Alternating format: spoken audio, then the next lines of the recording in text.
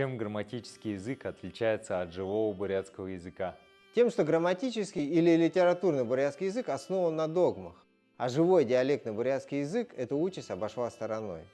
Достаточно почитать эпос ГСР, в частности его ихирит-булагатский вариант, записанный Цыбеном Жамсарано в транскрипции, то есть именно так, как он и звучал. Первое, что бросается в глаза, это отсутствие временных форм глагола. В самом начале мы встречаем предложение «Хоертейша харина былылда», где слово «харина» в сочетании с глаголом связкой «былы» передает прошлое действие «возвратились». Подобных примеров в этом сказании масса. К примеру, «гарны былы» выбрался, «харелганы былы» поскакал и так далее.